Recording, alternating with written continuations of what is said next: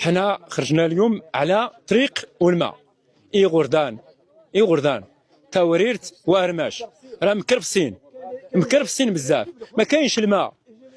كاين اللي تيجي 3 سوايع ديال الطريق و4 سوايع يجيبوا الماء باش يشربوا باش يسقي الماء الاخر.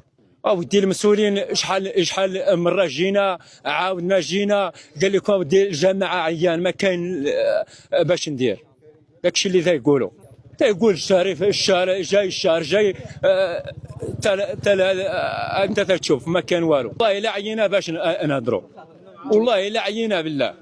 انت تشوف الدراري والعيالات وسميتو الرجال كبار جاو على رجلي، وانت بعيد الحال والله الا بعيد. 30 ضربنا دابا 30 كيلومتر و30 كيلومتر على رجلينا من هنا، وباقي المسافه الولايه. غادي نرجن ديال شو حشمه الجماعه نغلي ياخذ روالد ورجل شو حشم الجماعه نغلي ياخذ روالد. خرجنا على المسيره ديال منطقه غردان، منطقه توريت، منطقه وارماش، ايرندغروت.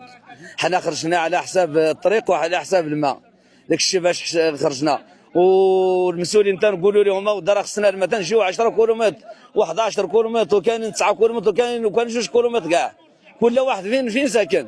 حنا تنخرجوا نسقيو من غرغر كل عام مده 15 عام. هذا يقول لك راه غادي نتحفر لكم البير، شي ما حفرها شي ما دار. طريق كذلك الطريق قال لك كان طريق ديالكم، ما كانش لا طريق لا والو. دابا راه خرجنا لعند السيد الوالي نشوفوا يحلوا لنا هذه المشكله. ما لكم مثيل نموت ونموتها وانا مخزن ونموت انا مخزن ونموت انا مخزن. عن المسيره اللي خرجت اليوم من غردان، الساكنه ديال غردان، على حساب الماء الصالح للشرب وعلى فك العزله.